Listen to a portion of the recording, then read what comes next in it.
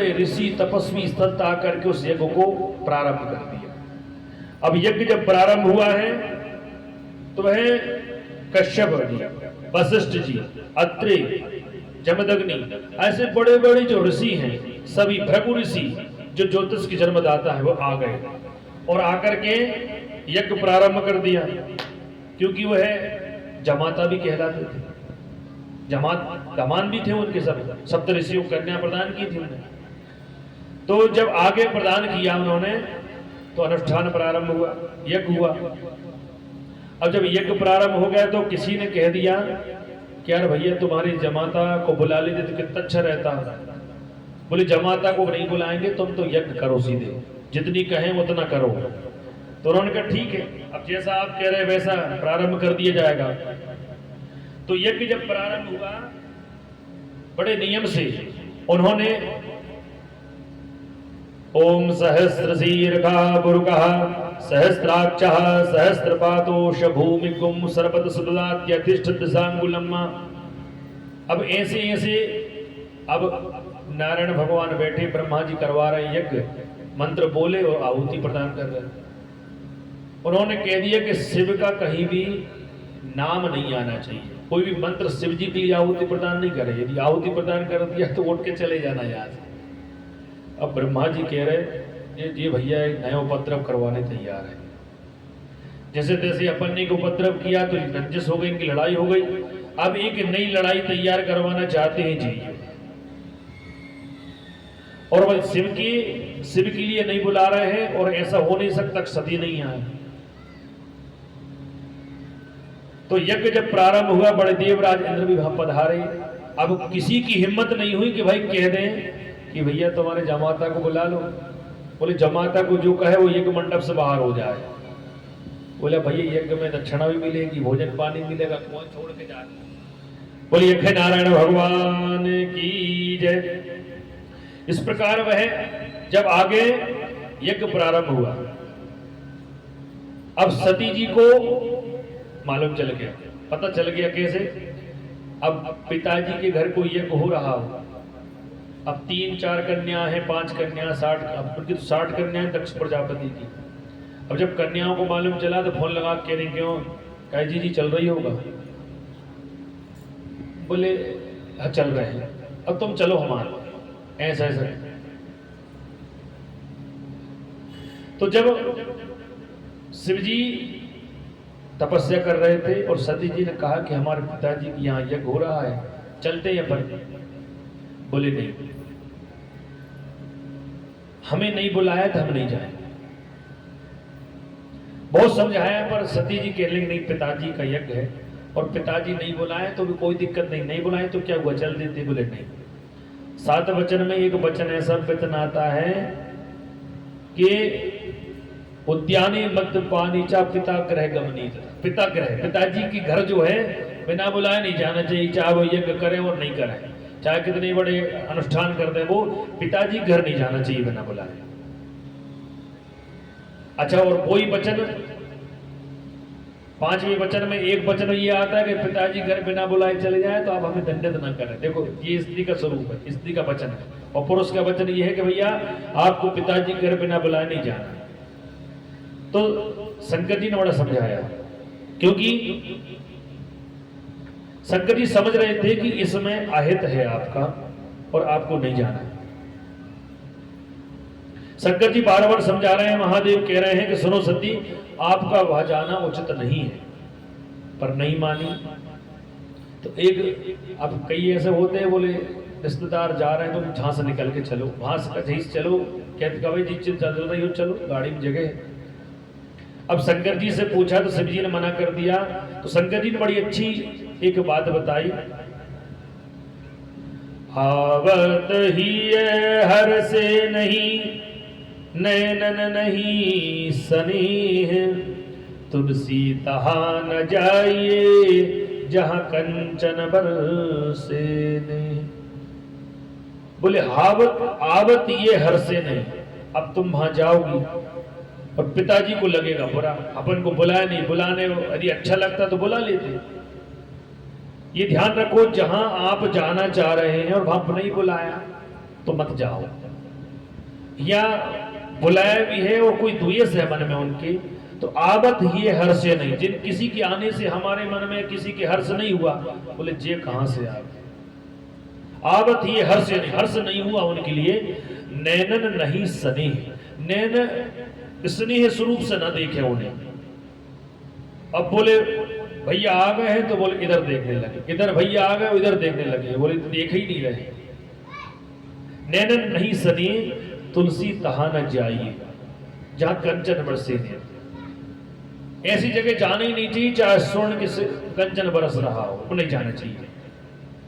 बोली गौरी शंकर भगवान की जय। बार बार शंकर जी ने मना किया, तो शंकर जी जब मना किया तो नहीं मानी। बोले एक काम करते हम चले जाते हैं। तो एक बहन जा रही थी, उन्होंने कहा क्या देवी चलो जी। बोले नहीं हम नहीं जाएंगे, आ रहे हैं तुम चलो, हमारा वाहन घर खड़ा है नंदी। तो भगवान शिव ने कहा नंदी भृंगी से कि भाई जाओ, और जाकर के हमें मालूम है, हमें पता चल गया है कि क्या होने वाला है, पर देखो अपन कहते महाकाल है। बोले महाकाल है, सबके कष्ट हरते हैं, वो जानते हैं। जो तप करें कुमारी तुम्हारी, भावई बैठ सके त्रिपुरारी। त्रिपुरारी त्रिपुर दैत्य को मानने वाले भगवान त्रिपुरारी हैं, पर विवश कहां हो गए हैं महादेव। बालहट, त्रियहट, राजहट। कोई बालक हट कर रहा हो तो वो कितना समझाओ, कितना ही मारो, नहीं वो तो जाके भाई 5 रुपए मिल जाए तो आइसक्रीम खा के आ जाएगा, चाहे कुछ हो जाए, वो नहीं जानना। त्रियहट, अब स्त्री का हट है भैया, नहीं जाना पड़ेगा पिताजी की यज्ञ में। अगर ठीक है भैया नहीं मान रहे तो चले जाओ, हमें तो भजन कर लें, तो तुम तो नहीं कर रहे, हमें भजन कर ले, चलो जाओ शंकर जी जाओ भैया। बाल हट, त्रियहट, राजहट, राजा का हट हो जाए तो भाई ऐसा नहीं तो भैया राजहट ठीक। तो शंकर जी ने बहुत समझाया पर सती नहीं मानी। तो नंदी महाराज जी से कहा कि जाओ तुम इनके साथ चले जाओ, और जो कुछ हाल हो जरा हमें बताते रहे। बड़े प्रेम से पहुंची, सादर मिली सुनी घबराती। अब बहनें सब मिली, माता जी मिली, सब कुछ मिले, और सब मिलने के बाद कहते हैं कि माता जी से कहा सती ने कि माता जी आपने हमें निमंत्रण नहीं दिया है। बोले मेरी थी बहुत इच्छा थी, पर पिताजी कह रहे थे हम निमंत्रण कार्ड पहुंचा देंगे, पर नहीं पहुंचा पाए। बोले क्यों? बोले भूल गए होंगे। अब देखो माता को तो बात बनाना आता, मातृत्व भाव है। जैसे जैसे सबसे मिलजुल करके वह कौन के पास, दक्ष प्रजापति पिताजी के पास पहुंच गई। इनको दक्षाई नहीं कहते। अब जब पहुंच गई तो पिताजी से कहा कि पिताजी आपने बड़ा अच्छा दिव्य यज्ञ किया है, गंगा द्वार पर हो रहा है ये। बोले सबको बुलाया पर हमें नहीं बुलाया, क्या कारण है? तो पहले तो मौन रहे, बोले ही नहीं। देखो ऐसा हो सकता है, भले अपने यहाँ ऐसा पहली बात तो पुत्री को ना बुलाए ये तो संभव है ही नहीं है, और यदि ना बुलाए और कोई आ जाए तो चलो भाई ठीक है जाओ, सम्मान से जाओ बैठ जाओ। पर दक्ष प्रजापति के मन में ये क्रोध था कि देखो एक तो मेरे पिताजी ब्रह्मा जी का सर मुख काट दिया इन्होंने, अपमान किया है, और बोले दूसरा देखो कि मेरी पुत्री से मेरा बिना अनुमति के इन्होंने विवाह किया है। बोले अब तो भैया डबल रंजस हो गई और रंजस चली। अब उन्होंने बहुत पिताजी से निवेदन किया, तो वह देखो सती आदि शक्ति है, जो जगत की आदि शक्ति है, जिसका जन्म शिव से मिलन के लिए हुआ है, वह दक्ष प्रजापति आज देखो उस शिव से के दक्ष प्रजापति जो हैं शिव से विरोध कर रहे हैं। ऐसा हो सकता है? बहुत समझाया कि देखो पिताजी आप मुझको नहीं बुलाते तो मेरे स्वामी को तो बुला लेते। जो सर्वम देवी मयम जगत, संसार में जो व्याप्त है वो सर्वम देवी मई जगत की जननी है। आज वह अपने पिता से कह रही कि पिताजी आपने मुझे नहीं बुलाया, ठीक बात है, मैंने मेरे स्वामी से तो कह देते मैं नहीं आती, ठीक थी, पर मेरे स्वामी आ जाते। अब दक्ष प्रजापति हवन कर रहे हैं पर बात नहीं सुन रहे, देखा ही नहीं दक्ष प्रजापति दक्षायनी नहीं देखा। तो अब देखते देखते सुनते सुनते जब जहां अनुष्ठान चलता है, हवन चलता है, तो विश्राम लिया जाता है। अब जैसे अनुष्ठान से विश्राम लिया, हवन चलता है तो विश्राम होता है। हवन कोई देवी देवता का हवन करते हैं तो बीच में जल छोड़ के विश्राम, बोले भैया जलपान कर लो आप। तो जैसे ही विश्राम हुआ तो दक्ष प्रजापति ने कहा कि हाँ पुत्री बताइए क्या कह रही है। अब जी ने कहा, बोले बताओ तुम क्या कह रही थी। बोले पिताजी आपने हमें नहीं बुलाया, क्या कारण है। बोले सुनो, जटाधारी कंठे भुजगपतिहारी पशुपति कपाली भूतेषु भजति जगदीशैकपदवीं भवानी त्वत्पाणि ग्रहण परिपाटी फलमिदम्। जोगी जटिल अकाम मन नगन अमंगल भीष, ऐसा तर्क जब दिया तो सती जी कहने लगी आप थोड़ा भावार्थ बताइए। वो तो हम जानते हैं हमारे स्वामी कैसे भी हैं, वो तो हमारे स्वामी हैं, तुम क्या बताओगे। बोले चिता भस्मा लेपो, बोले वो भूतों में रहने वाला है जिसको समाज में रहने का अधिकार नहीं है। देखो ऐसा इतनी बड़ी बात कही, वो जगत की जननी आदि शक्ति जिसके एक इशारे पर पूरी सृष्टि नष्ट हो सकती है, वो आज अपनी, क्योंकि वह दक्षायनी है, वह दक्ष प्रजापति की पुत्री, इसलिए निवेदन कर रही है। बहुत निवेदन किया पर कहने लगे, बोले चिता भस्मा ले, वो चिता में रह, चिता की भस्म धारण करने वाला है, शमशान में रहने वाला है, भूत है, भूतों में रहने वाला, भूत ईश्वर। जटा चिता भस्मा ले वो गरल भस्म, और विष को धारण करने वाला है, उससे बात करो तो मुख से भैया विष निकले, क्या भरोसा है, जला के भस्म कर दो। गरल मसनम दिक्पट धरो, बोले नग्न रहता है, बताइए दिक्पट धरो, दिशाओं का पट, बोले जिसको समाज में रहने का अधिकार नहीं है। अब देखो पिता कोई के भी हो, यदि पुत्री के सामने पिता यदि अपने जमाता की यदि कोई बुराई करे, पत्नी के सामने यदि कोई पति की बुराई करे, चाहे पिताजी हो चाहे पिताजी क्यों ना हो, अजा हो जाए दो हाथ, और नहीं सुनना चाहिए। या तो वो स्थान को परित्याग कर दो, नहीं तो पिताजी जयराम जी कर लो। बोली गौरी शंकर भगवान की जय। कितने ही बड़े बलशाली हो पिताजी आपकी, हमारी जयराम जी की। पर दक्षायनी ये कह रही हैं पिताजी मैं जानती हूं, रो रही हैं भगवती आदि शक्ति, कह रही है मैं जानती हूं कि मेरे स्वामी कैसे हैं, पर एक निवेदन है कि मेरे सामने तो मेरे स्वामी की बुराई मत करो। भले नहीं बुलाया, इतना तो कह दो ठीक है हमसे गलती हो गई है, चलो भाई यज्ञ में। बोले नहीं, यज्ञ में कोई भी देवी देवताओं से मैंने कह दिया है कि उस शिव का कोई नाम उच्चारण नहीं करेगा, मंत्र भी डिलीट कर दो, मंत्र भी वहां से लोप कर दो, मंत्र भी नहीं बोलना है। बहुत दुखी हुई। बोले चिता भस्मा लेपो गरल मसनम दिक्पट धरो जटाधारी कंठे। बोली जटाएं ऐसी हैं कि घर परिवार में ले आओ तो डर जाएगा। जटाधारी कंठे भुजगपति हारी पशुपति। अब जैसे तैसे घर में बुला लो तो भुजंग पति हारी, हार भुजंग धारण किए, कोई को काट ले, फुस कर रहा है। बोले इनको संसार में या इनको रहने का अधिकार नहीं है।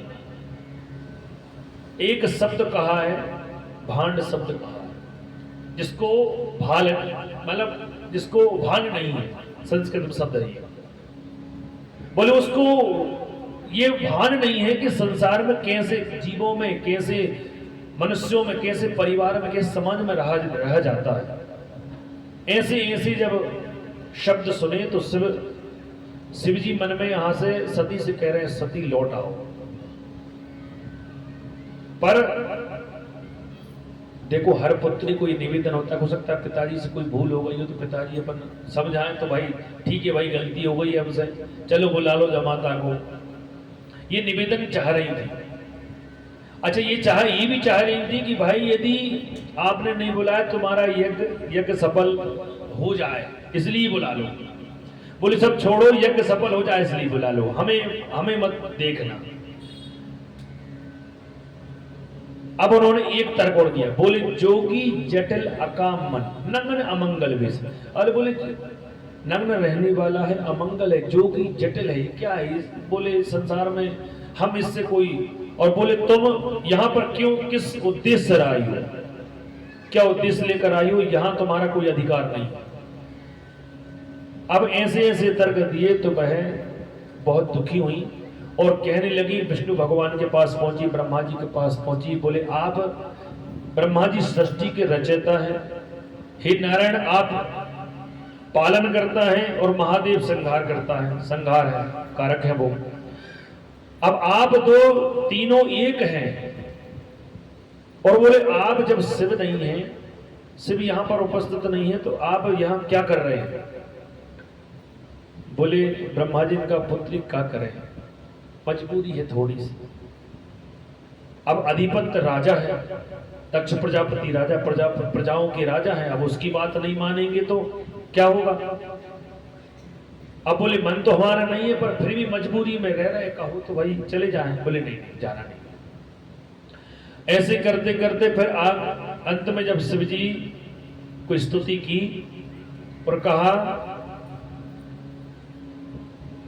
बोले सब कुछ दिया है आपने, भेंट धरो क्या नाथ। सती जी ने बड़े प्रेम से महादेव को निवेदन किया, मनी मन क्यों आत्मग्लानि हो गई उन्हें कि बताओ यदि मैं इस यज्ञ से छोड़कर यदि मैं घर जाती हूँ, कैलाश पर्वत पर जाती हूँ, तो महादेव का मैंने अपमान किया, महादेव की बात नहीं मानी मैंने।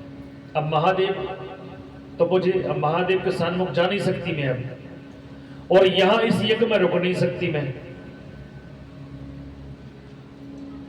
बोले बड़े प्रेम से महादेव को मां भगवती आदि शक्ति सती ने प्रणाम किया और कहने लगी, क्या कहा उन्होंने कि सब कुछ दिया है आपने, भेंट धरो क्या नाथ, नमस्कार की भेंट है, जोड़ो में दोनों हाथ।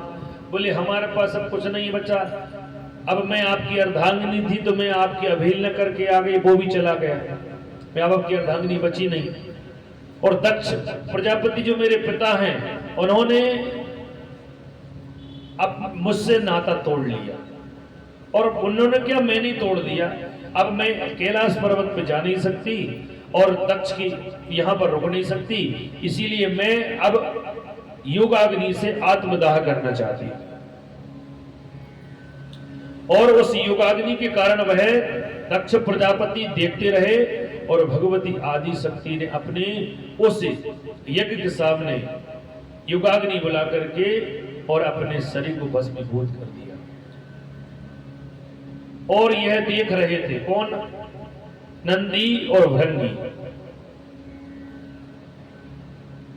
सती मरत।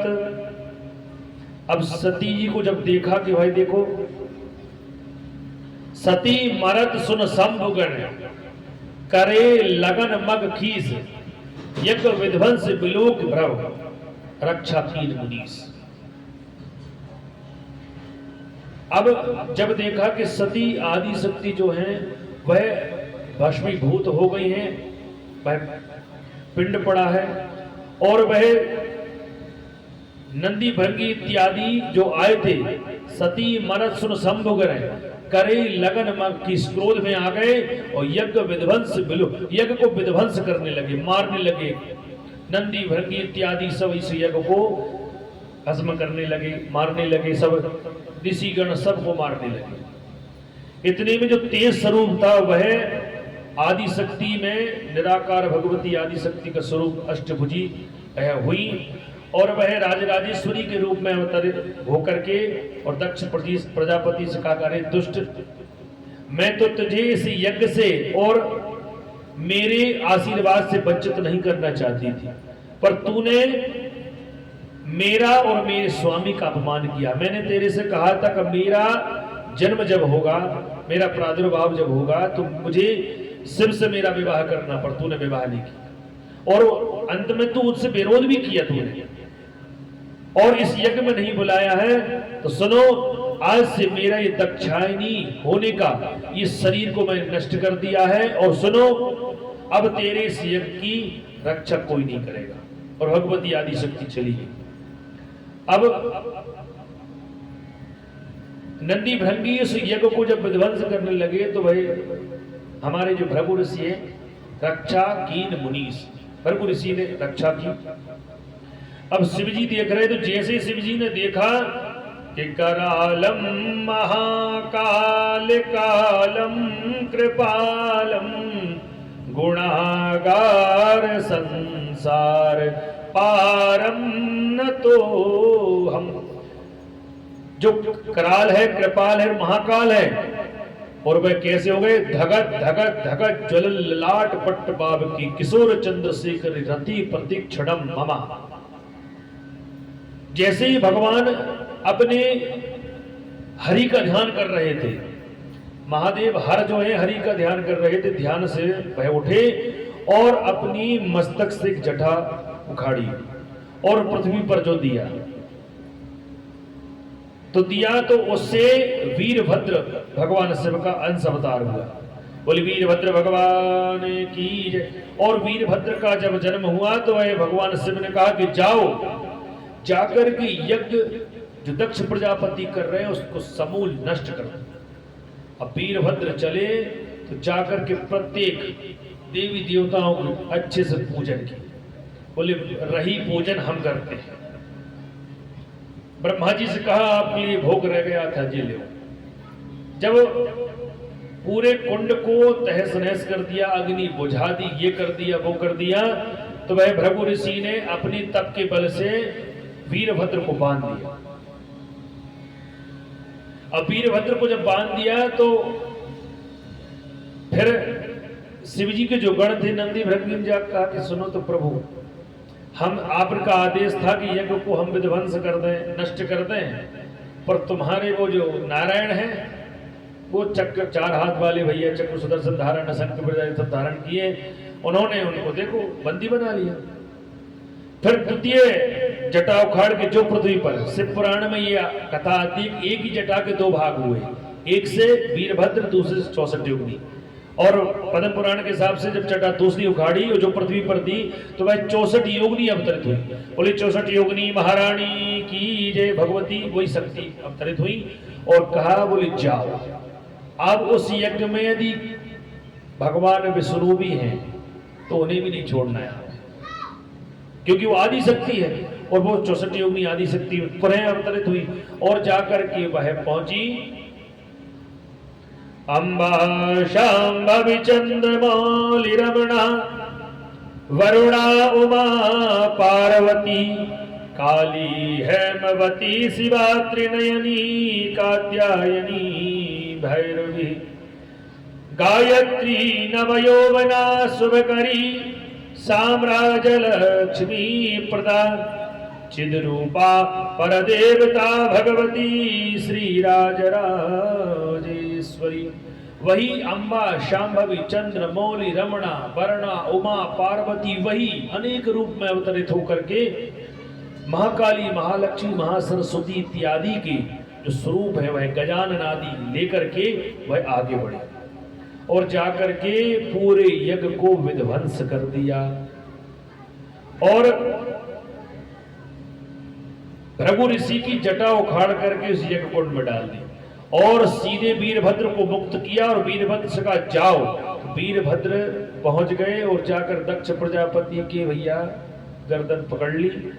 बोले बताओ, तुमने त्रिभुवन सुंदरी भगवती आदि शक्ति का अपमान किया। अरे दुष्ट, जो आदि शक्ति तुम्हारे यहाँ अवतरित हुई थी तुमने उसका अपमान कर दिया, महादेव का अपमान किया है। अब साष्टांग प्रणाम करके दक्ष प्रजापति कह रहे हैं क्षमा कर दीजिए, अब अहंकार नष्ट हो गया। भगवान अहंकार नष्ट करते हैं। अब कैसे करते हैं? किसी भी स्वरूप में जो अधिपत्य संसार में है उस अधिपत्य का सदुपयोग करिए, ऐश्वर्य का, धन का सदुपयोग करिए। वो जो धन है, धन जो है उसका 3 गति होती है, दानम भोगो नासस्तिस्म। दान कर लो, भोग कर लो। दान में यज्ञ पुराण कर लो। सौभाग्य की बातें हैं कि लोग जीवन में एक पुराण करवाते हैं, पर भगवान की इच्छा से अब निमित्त कोई बने हैं और आपको श्रवण कराने आप सब भक्तों की ही कृपा है कि ये श्री जो भागवत पुराण जो है, पद्म पुराण जो यहाँ पर हो रही है। दान के, धन के 3 गति, दानम भोगो नासस्तिस्म। दान भोग और नाश। दान कर लो, भोग कर लो, यज्ञ अनुष्ठान कर लो। नहीं हो रहा है तो धन को भोग ही लो, चलो भाई ठीक है, अच्छा खाओ पियो रहो। और तीसरी गति नाश है, हम चले जाएंगे तो सब नाश ही होना है। पुत्र कुपुत्र तो को आधन संचय, और पुत्र सुपुत्र तो को आधन संचय। पुत्र सुपुत्र है तो धन संचय करने की आवश्यकता नहीं है। पुत्र यदि सुपुत्र है तो वो खुद पदोन्नति को प्राप्त होगा और वह धन को प्राप्त कर लेगा। और पुत्र कुपुत्र हो जाए, खूब संपत्ति बनाओ, अपने जाने के बाद सब जय सीताराम कर। वो लक्ष्मी नारायण भगवान की जय। इसीलिए ब्रह्मा जी कहते बोले दक्ष प्रजापति देख लो तुमसे कहते थे पर तुम नहीं माने। इस बुद्धि का, ये ज्ञान का, ये बल का तुम यदि सदुपयोग करते तो आज तुम्हारा कल्याण होता। पर देखो वीरभद्र खड़े हैं, हम कुछ नहीं बोल सकते। उन्होंने कहा कौन से? दक्ष प्रजापति ने कहा सुनो नारायण, हमने आपको संकल्प दिया था कि हमारे इस यज्ञ की आपको रक्षा करें, रक्षा करो। बोले भैया सुनो, शंकर भगवान धगत धगत धगत ज्वलल लाट पट पावके। और पावक अग्नि जल रही है और उस पावक अग्नि में सब भस्म ही होना है, उसको कोई बचाने वाला नहीं। हम नहीं बचा सकते आपके लिए। बार बार कहा, वीरभद्र ने कहा सुनो, बहुत कर लिया जो कुछ बखान करने का, आपको इसमें कोई बचाने वाला नहीं है। नारायण देख के कहले भैया हम तो चले, कहाँ है हमारी लक्ष्मी मैया? बैठो गरुड़ भगवान पर बैठ के लक्ष्मी नारायण भगवान दोनों चले गए बैकुंठ। ब्रह्मा जी के लिए चलो सरस्वती मैया कहाँ खड़ी हो? इस यज्ञ में कोई खाने भोजन दक्षिणा नहीं मिलेगी, दक्षिणा दूसरी प्रकार की मिल रही है, चलो चुपचाप। सब चले गए और वीरभद्र ने अपने फरसा उठाया और उठा करके दक्ष प्रजापति के सर काट कर उस अग्निकुंड में भस्मीभूत कर दिया। बोली गौरी शंकर भगवान की जय। पर एक चौपाई है, जब भगवती आदि शक्ति जो है अपने शरीर को आत्मदाह जब किया तो उन्होंने नारायण के जाने से पहले एक निवेदन किया।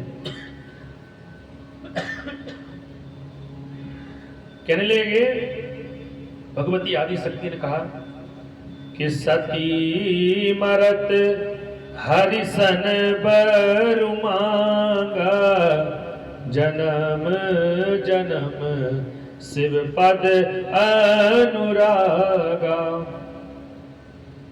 तेहि कारण हिमगिरि ग्रह जाई, जनमी पार्वती तनु जाई। सती जब आत्मदाह करने लगी तो उन्होंने भगवान जो नारायण हो उनसे एक निवेदन किया था।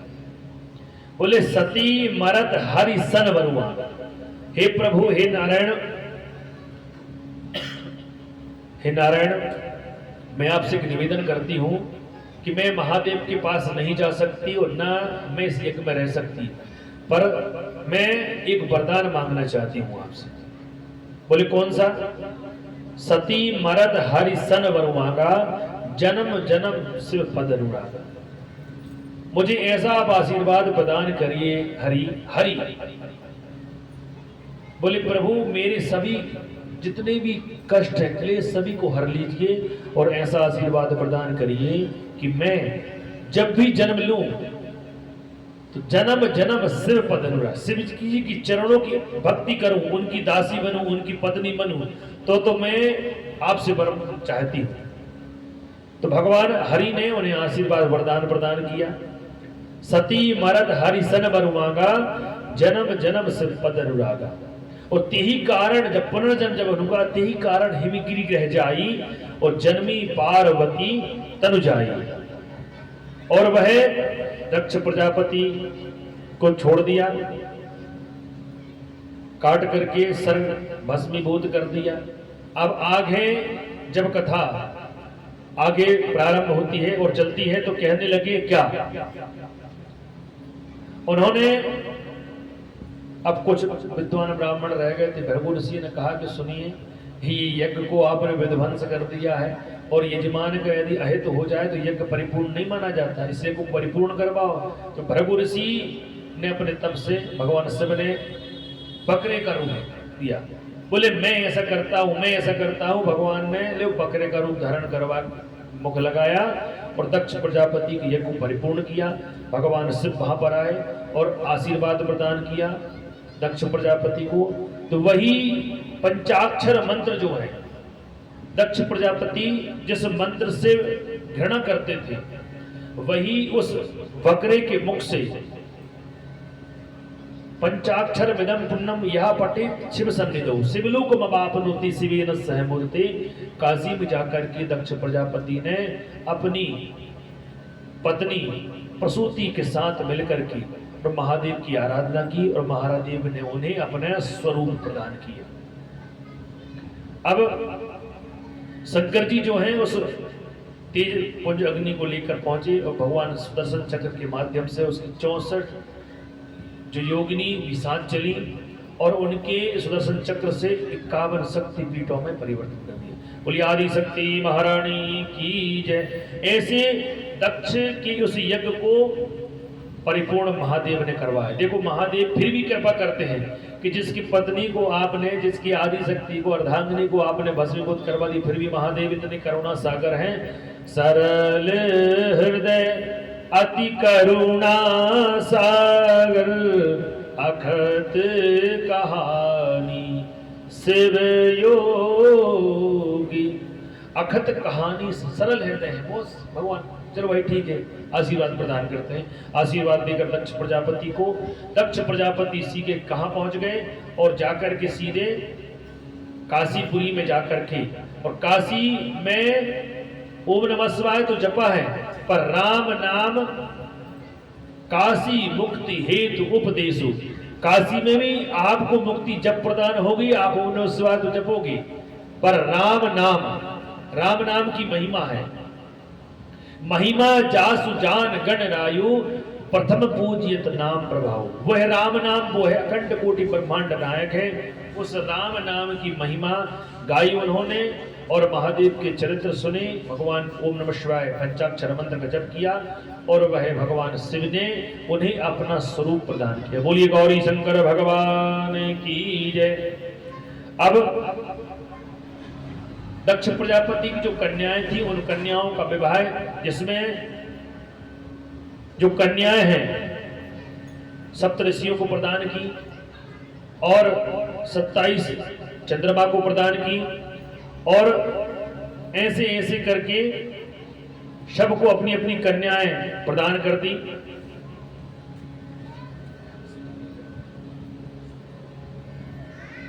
थोड़े से महादेव का एक थोड़ा सा भजन स्तुति हो जाए और उसके बाद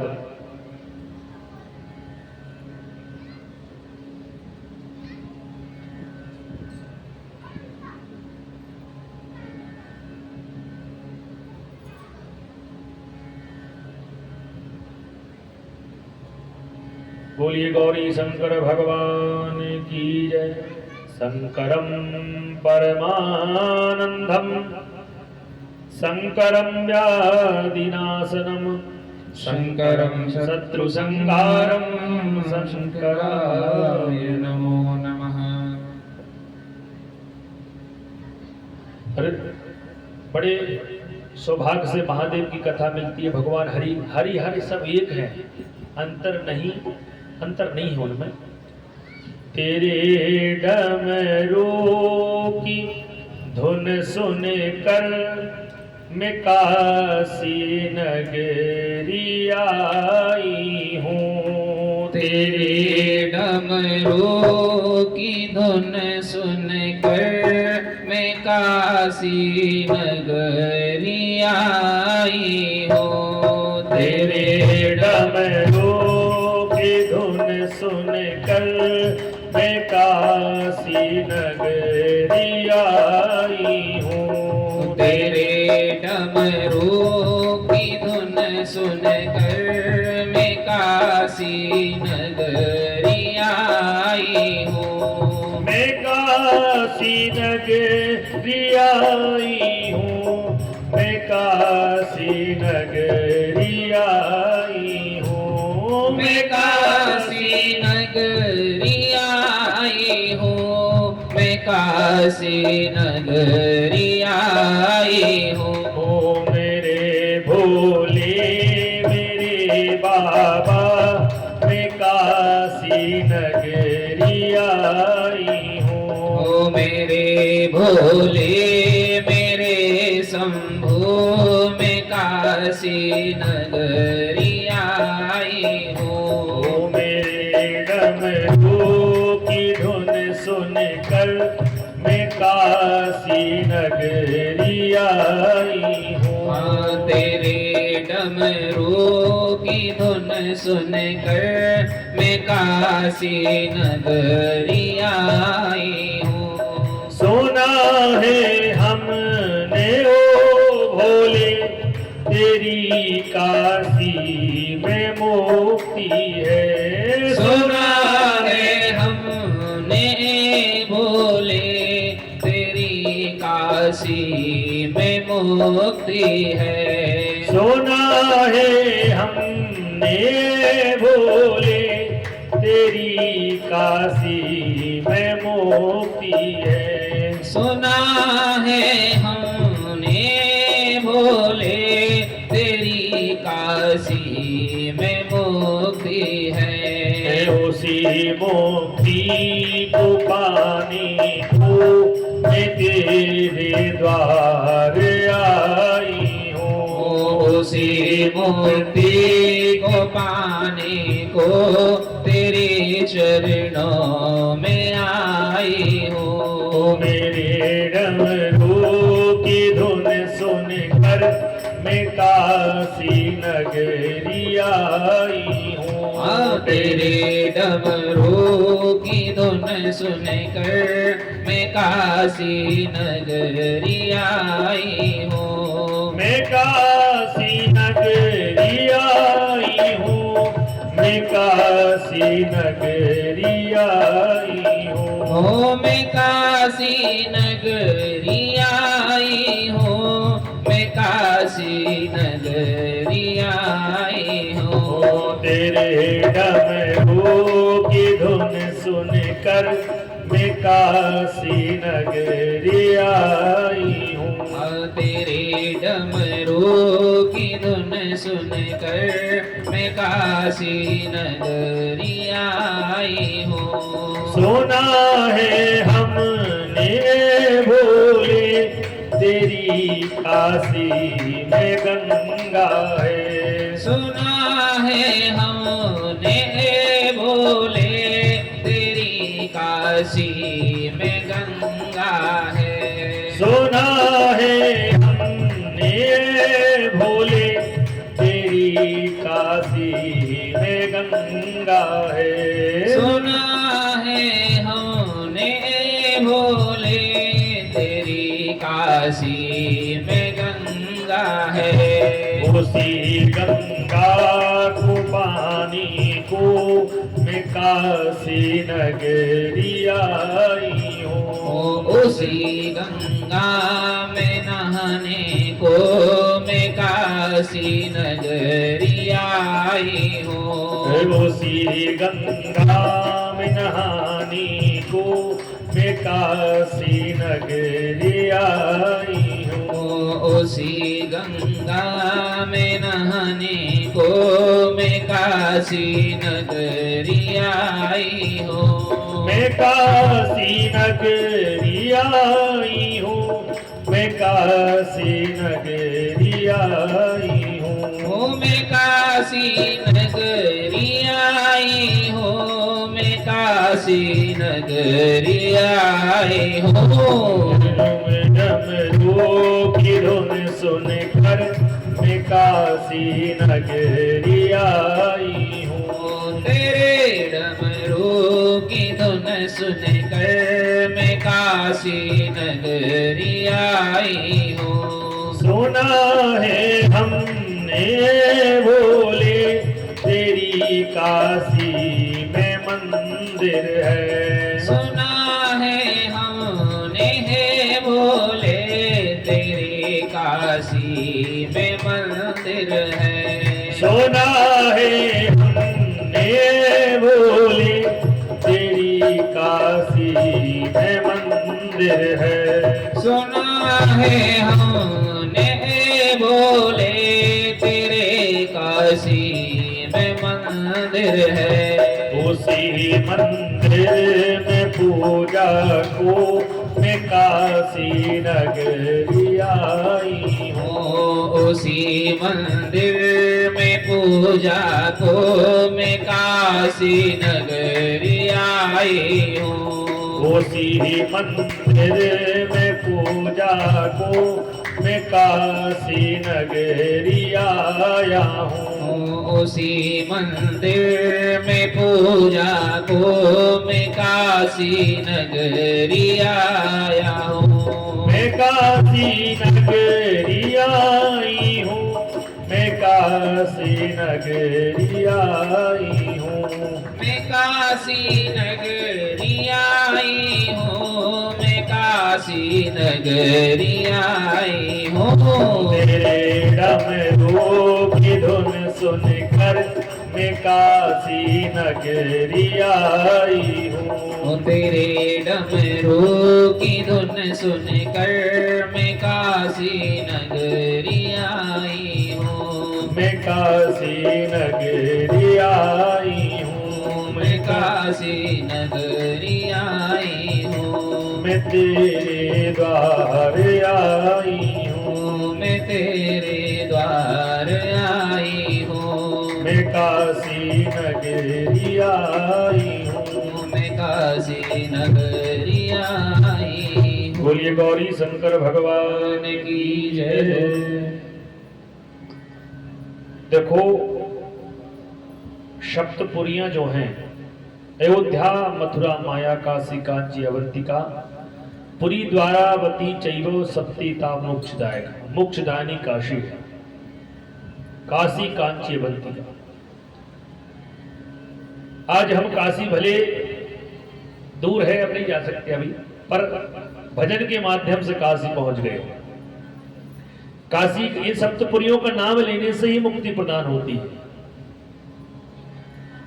अयोध्या, मथुरा, माया, काशी, कांची, अवंतिका, पुरी, द्वारावती, चैव शक्तिता मोक्षदायक। और इस पुरियों का मोक्ष प्रदान भगवान की कृपा से होता है। भगवान ही कृपा प्रदान करते हैं। अब वो कैसे करते हैं तो आपकी भक्ति पर निर्भर करता है। कैसे भगवान की भक्ति करना चाहते हैं। अहेतु अप्रतिहता, या तो हेतु लगा दो या कोई मतलब नहीं संसार में। प्रभु को तो आप ही की सब सेवा है। अब आप ही सब कुछ हमको प्रदान करे हैं तो हम क्या मांगे आपसे बताइए। जीवन भर मांगते मांगते और मांग पूरी नहीं हो रही और दूसरे वहां से लेने वाले आ गए। कहाँ तुम चलो भैया, बहुत बहुत हो गए, बहुत मांगे, जीवन भर मांगते रहे। और इस प्रकार वह ब्रह्मा जी चले गए, सब चले गए देवी देवता। और उस यज्ञ को परिपूर्ण करवाने के बाद फिर वह आगे कहते हैं कि स्वर्ग के अधिपति सभी देवी देवता अपने अपने स्थान पर रहकर भगवान का पूजन पाठ करने लगे। फिर ब्रह्मा जी ने जो है अपने शरीर से, अपने तेज से, भीष्म पितामह जी ने कहा पुलस्त ऋषि से बोले प्रभु बताइए कि ये सब देवी देवताओं को भगवान ब्रह्मा जी ने उत्पन्न किया है, आप ब्रह्मा जी ने, पर आप जी मुझे बताइए कि नाग, गंधर्व, दानव, यक्षों की उत्पत्ति कैसे हुई है? बोले सही कह रहे हैं। बोले भगवान जो ब्रह्मा है, भाई ब्रह्मा विष्णु सदाशिव जानत अविवेक। हम बार बार आपको बता, रोज आरती करते हैं आप, अब आरती का भावार्थ तो समझिए, भावार्थ समझोगे। अब दिन भर के बोले भांग धतूर के भोजन, अरे भगवान भोलेनाथ ने भांग नहीं खाई, पूरे शिव पुराण में उठा के देख लो कहीं से कहीं तक, जहां तक है विद्वानों ने बताया है और हमने पढ़ा है। आक धतूर के भोजन भस्मी मेरा। अब भगवान ब्रह्मा विष्णु सदाशिव जानत अविवेका, उसका भावार्थ समझिए कि सब एक है, और उन्हीं जब तीनों जब मिलते हैं, जब तप करते हैं, तब सृष्टि का विस्तार होता है। तपबल शंभु करई संहारा, तपबल शेष धरई में बारा, तपबल शंभु, तो तप के बल से ही सब कुछ होता है। तो ब्रह्मा जी ने अपने तप के बल से देवताओं, गंधर्व, नाग, यक्षों की उत्पत्ति की और विस्तार से वर्णन प्रारंभ कर दिया। अब प्रचेता के जो पुत्र हैं दक्ष प्रजापति, उन्होंने मैथुनी की क्रिया से दक्ष ने अपने जो 60 कन्याएं थी, वो 60 कन्याओं को वर्ण प्रारंभ कर दिया, कैसा दान करना प्रारंभ कर दिया। तो वह 60 कन्याएं जो थी, जिसमें से 10 धर्म को दी, 10 धर्म को दी, 13 कश्यप ऋषि को प्रदान किया और 27 चंद्रमा को प्रदान किया, मतलब कन्यादान किया, विवाह कर दिया उनका। और 2 भृगु ऋषि के लिए दी, 2 बुद्धिमान कृशाश्व को दी, 2 महर्षि अंगिरा के लिए दी। ऐसे वंश का विस्तार होते चला गया। और 10 धर्म की पत्नियां को जो प्रदान की, धर्म के गर्भ से भगवान संध्या नाम की पुत्री से विवाह उनका हुआ। और ऐसे ऐसे जो है देवताओं की वृद्धि होती रही। अब देवताओं की उत्पत्ति कर दी। अब जो कश्यप ऋषि के लिए जो 13 कन्या प्रदान की थी, कश्यप ऋषि की जो पत्नियां हैं उनका नाम है अदिति, दिति, दनु, अरिष्टा, सुरसा, सुरभि, विनीता, ताम्रा, कुरुदवशा, इरा, कुरु, शखा और मुनि और कद्रु। ये ऐसी 13 कन्याएं हैं। अब 13 कन्याओं से जो था, तो नाग जो हैं कद्रु से हुए हैं, गरुड़ जी विनीता से हुए हैं। ऐसे ऐसे जो वंश का विस्तार होते रहा। और विस्तार कैसे होता रहा? अदिति कश्यप अदिति महातप कीनी, तिनमें कछ पूरब कर दीनी। उन्होंने तप किया, कश्यप अदिति ने तप किया। उस तप के प्रभाव से वह देवताओं की माताएं बनी हो, कश्यप अदिति, और कश्यप की एक पत्नी हुई दिति। उनके गर्भ से कौन? राक्षस। देवताओं की जो माता है वह अदिति है। ऐसे कश्यप ऋषि की 2 पत्नियां, जिनकी विनीता और कद्रु, ऐसी ऐसी 13 कन्याएं थी। तो एक से सर्प हुए, एक से गरुड़ जी हुए। ऐसे दानव, यक्ष, किन्नर सब अपने अपने परिवार में आगे बढ़ने लगे। अब एक दिन कश्यप ऋषि ने कहा कि देखो, अपन ने राक्षसों को भी जन्म दे दिया, देवताओं को जन्म दिया, परस्पर लड़ाई झगड़े हो रही है। अब वो कह रहे हम बड़े हो जाएं, ये कह रहे हम बड़े हो जाएं। अब भीष्म पितामह जी ने कहा कि बताइए ऐसा कौन सा प्रभु ने चरित्र किया जिसमें दानवों पर भी प्रभु ने कृपा करी है क्या? बोले हाँ की है। बोले कश्यप ऋषि और दिति के गर्भ से 2 भगवान के बड़े ऐसे दैत्य उत्पन्न हुए। और वो कौन से हुए? हिरण्यकश्यप और हिरण्याक्ष।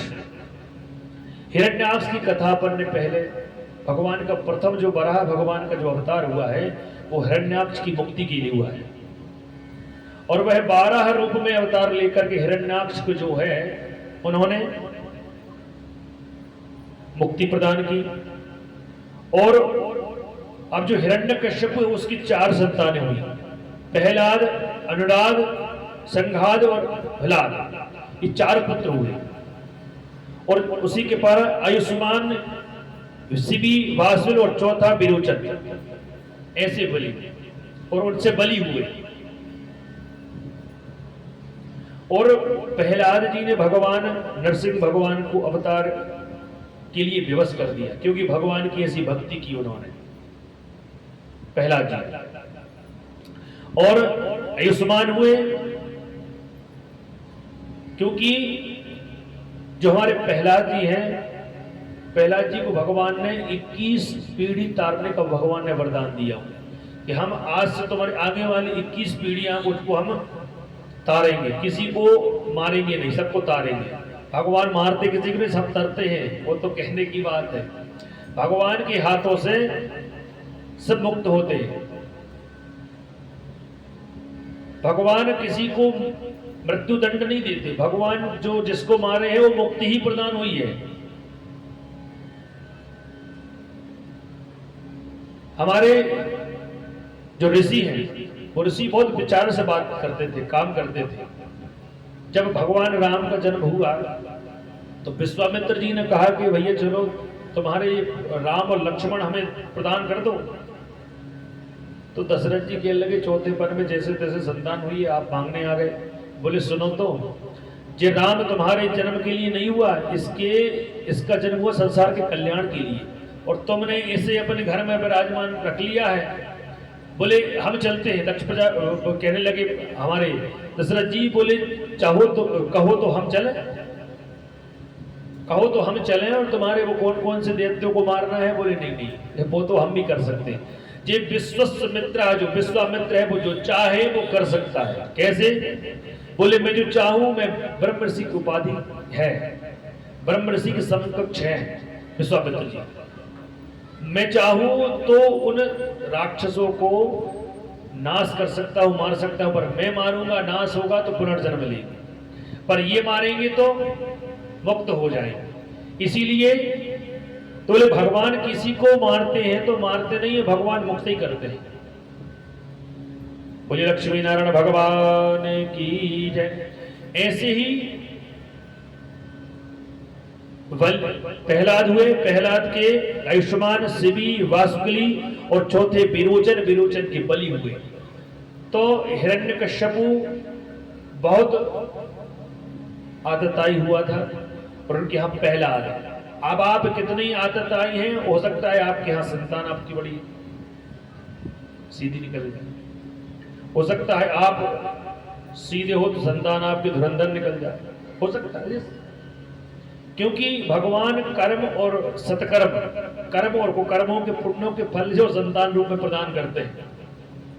यही आपको स्वर्ग है, यही नरक है। व्यवस्था कोई कह के नहीं आया बोले गुरुदेव हम नरक गए थे, देखा तो वहां 1 नंबर व्यवस्था है, स्वर्ग में कुछ नहीं है, वहां कुछ भी व्यवस्थाएं नहीं है। आगे इस प्रकार में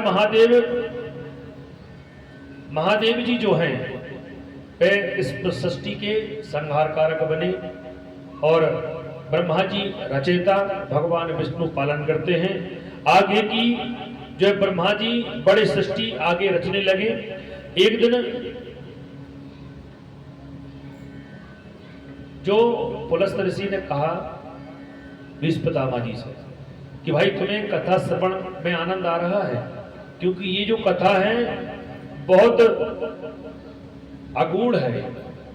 पद्म पुराण की कथा अब जिन्होंने भागवत श्रवण की है उनको लगेगा कि गुरु जी थोड़े कहीं कहीं है, पर पद्म पुराण की कथा जो है बहुत, वो तो 54,000 श्लोक है, उसमें कथाएं भागवत जैसी 3 भागवत समाहित हो जाएगी।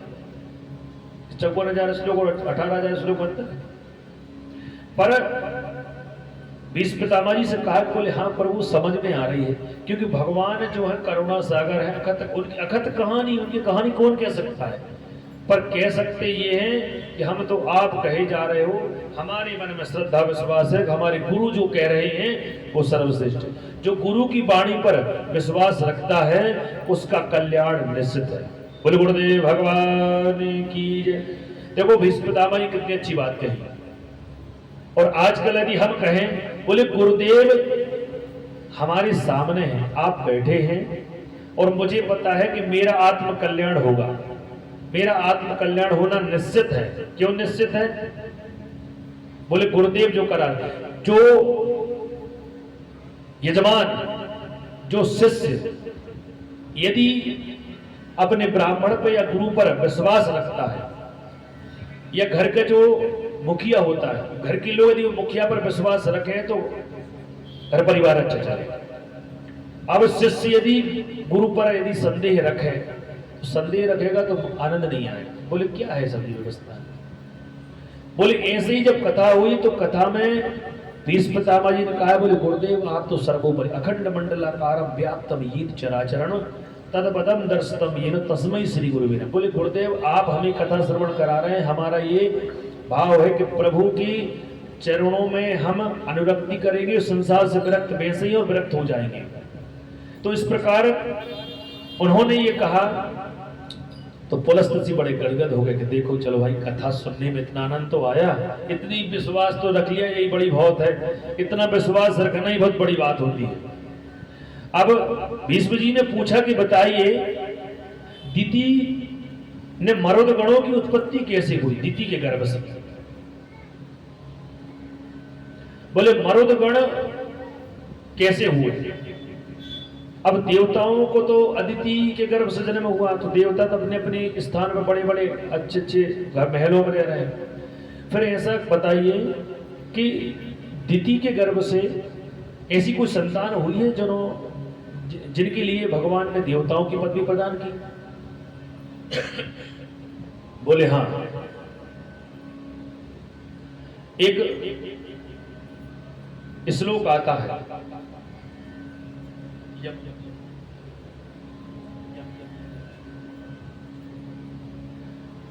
एक श्लोक है, यम यम यम यक्ष रूपम दस दिशि बदनम भूमि कंपायमानम सम सम संघार मूर्तिम शिर मुकुट जटा शेखरम चंद्र बिंबम दम दम दम दीप्तिकायम विकट रकमुखा चोरधरी का कपालम पम पम पम पापनासम प्रणस पतुपतिम भैरव क्षेत्रपालम। जो जो मरुदगण हुए हैं वो वह इस संसार की रक्षा करने वाले बने। यम यम यम यक्ष रूपम दस दिशि बदनम भूमि कंपायमानम, ये उनका ध्यान है। तो पुलस्त्य ने बड़े प्रेम से कहा कि सुनिए, एक बार कश्यप ऋषि से दिति ने ये कहा कि स्वामी हमारे जो पुत्र हैं वो देवताओं ने मिलकर के अमृत तो पी लिया, सब कुछ व्यवस्थाएं हो गई, सब कुछ प्रदान कर दिया। अब बोले अमृत जब प्रदान सब कुछ ने कर लिया, वो अमर हो गए और हमारे पुत्रों को मारने लगे। अब मारने लगे तो बोले कोई संतान ऐसी बची नहीं है जो देवताओं के लिए प्रत्युत्तर प्रदान करे, कोई प्रत्युत्तर प्रदान करे तो बताओ। तो कश्यप ऋषि को प्रणाम किया और सरस्वती नदी जो पुष्कर क्षेत्र है, ब्रह्मा जी का है, विशेष क्षेत्र है, वह चली गए और जाकर के वह पुष्कर नामक तीर्थ में जाके भगवान की वह तप करने लगी। दिति कश्यप ऋषि ने बोला उनसे, और ऐसा कृच्छ चंद्रायन व्रत प्रारंभ कर दिया पद्म पुराण के माध्यम से। कृच्छ चंद्रायन व्रत जब उन्होंने प्रारंभ कर दिया, बोले मुझे ऐसी संतान प्राप्त करना है जो देवराज इंद्र को मार सके। इंद्र को शत्रु, इंद्र को मार सके वो, इंद्र शत्रु विवर्धस्य, बोलो इंद्र को मार सके ऐसा कोई संतान प्राप्त हो। तो वह ज्येष्ठ मास की जो पूर्णिमा है उसको व्रत प्रारंभ किया जाता है। तो वह कश्यप ऋषि बड़ी प्रसन्नता से वह आश्रम चले गए और जाकर के वह दोनों तपस्या करने लगे।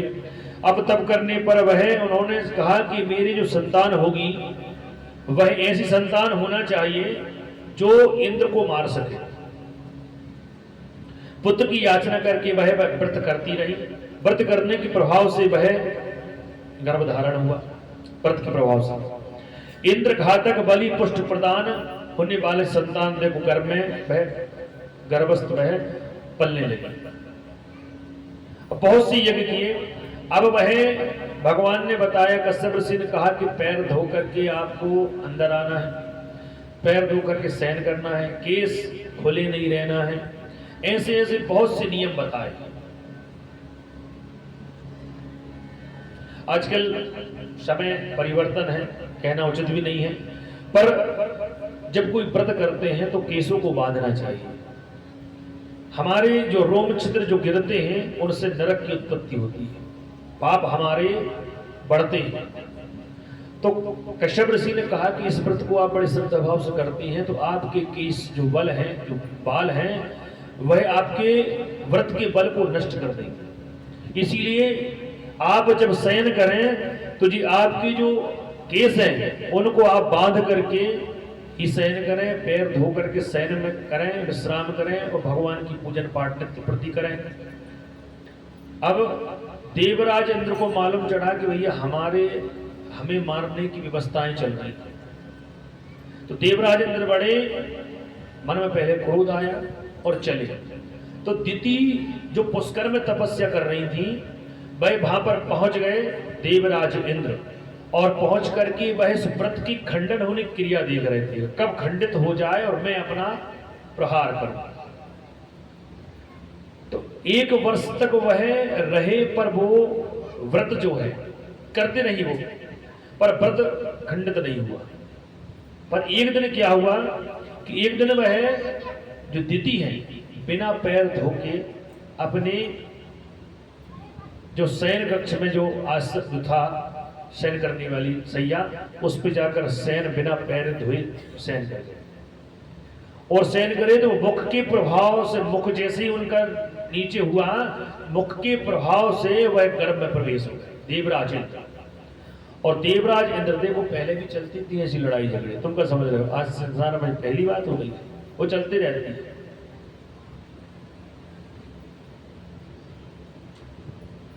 बोले लक्ष्मी नारायण भगवान की जय। बोले पहले भी ये क्रियाएं चलती थी और आज की बात तो अपन कहना उचित भी नहीं समझते, और समझाएं कितने लोगों को। धर्म की जय हो, अधर्म का नाश हो, प्राणियों में सद्भावना हो। तो सद्भावना पहले भी नहीं थी, पर धीरे धीरे समझ में जाती है। और सद्भावना कब समझ में आती है? जब संसार चलने लगे, तब जो भाई क्या करें, संसार ही। तो ऐसे ही देवराज इंद्र गर्भ में प्रविष्ट हो गए, और प्रविष्ट होकर के उन्होंने अपनी वज्र से उस गर्भस्थ शिशु के 7 टुकड़े कर दिए। अब वो व्रत का प्रभाव था, संतान कच्छ चंद्रायन व्रत प्रारंभ चल रहा था, तो उसके प्रभाव से वह जो शिशु है वह नहीं मरा, तो 7 टुकड़े हो गए। और उन्होंने बोले 1 के 7 टुकड़े हो गए, बोले 7 के फिर 7 किए, ऐसे ऐसे करके 7 सतैया 49, 7 में 7 का जब गुणा किया तो 49 हो गए, 49 टुकड़े हो गए। फिर भी देवराज इंद्र जो है क्या लगे, अभी और करना पड़ेगा इनकी व्यवस्था। तो कह रहे हैं मारुद्वम मारुद्वम। अब देवराज इंद्र कह रहे हैं मारुद्वम मारुद्वम। अरे क्यों रो रहे हो? अब बताओ, तुम किसी को मारो, उससे कहो मारने दो, रोने मत दो, मारते जाओ रोने मत दो, ऐसा हो सकता है? तो मारुद्वम मारुद्वम कहे तो वह उनका नाम क्या हो गया? मरुद, मरुद गण। अब मरुद नाम जब उनका पड़ा तो वह कहने लगे मारुद्वम मारुद्वम कहा तो मां रुद्र, वह क्योंकि वह व्रत के प्रभाव से वो नहीं है, तो 7 सतैया 49 स्वरूप में अवतरित हुए वो। और वह हाथ जोड़ करके कश्यप दिति से कहते हैं त्राहि माम शरणागत। अब देवराज इंद्र ने कहा दिति से, वही त्राहि माम शरणागतम। बोले हमने, बोले तुम कहाँ गए थे? बोले हमने ऐसी आपके पुत्र को मारने की चेष्टा की थी। बोले सुनो, तुम बड़े दुष्ट हो। पर देवराज इंद्र साष्टांग प्रणाम करके कहते हैं कि सुनो माता, आप हमारी माता हैं और हम आपसे निवेदन करते हैं कि आपके इस पुत्र को हम देवताओं की श्रेणी में लाएंगे। तो मरुद उनका नाम है, देवताओं गण की श्रेणी में लाए, उनको मरुद गण की उपाधि दी। बोल लक्ष्मी नारायण भगवान की जय। तो 49 मरुद गण जो है देवताओं की सभी। तो पुलस्त्य ऋषि जब बताया तो वह भीष्म पितामह जी बड़े प्रसन्न हुए कि देखो प्रभु की लीला है। तो भगवान का चंद्रायण व्रत था, वो कृष्ण चंद्र व्रत। अब पुलस्त्य ऋषि ने कहा कि जब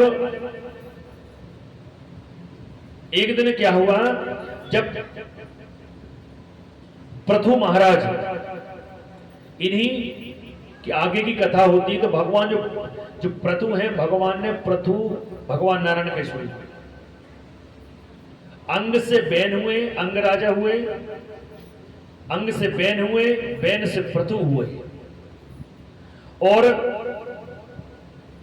पृथु राजा ने जब यज्ञ किया था, उस यज्ञ से बैन की जब सब मिलकर जब यज्ञ कर रहे थे, उसी यज्ञ के भाग से वह सूत जी का जन्म हुआ है पद्म पुराण के माध्यम से। सूत जी का उसी यज्ञ से हुआ है। पुरुष जो था शूद्र था, क्षत्रिय के से, और स्त्री जो थी ब्राह्मण से। इसीलिए अपन कहते हैं आजकल वर्ण संकर संतान क्या है, जो उच्च वर्ण की लड़की और हीन वर्ण का लड़का है, उससे जो संतान होती है वो वर्ण संकर कहलाती है। तो अब स्थिति यह है कि ब्राह्मण वर्ण की कन्या और क्षत्रिय वर्ण का जो लड़का है, संतान है, उससे संसर्ग में आकर जो संतान होती है वह है सूत जी। उन्हीं का नाम जो है सूत जी पड़ा है। सूताख्यायी समासार मम करण रसायन। इस प्रकार आगे ब्रह्मा जी ने चंद्रमा को वह इस प्रकार वह तपस्या की। सब तपस्या करने के बाद अनेक अनेक भगवान के पृथु चरित्र में प्रवेश होते हैं। पूर्व काल में राजा पृथ्वी का उपभोग करने लगे। अब जब जो है पृथ्वी क्या है, पार्थिव शरीर हमारा, जब हम संसार छोड़ के चले जाते हैं हमारा क्या होता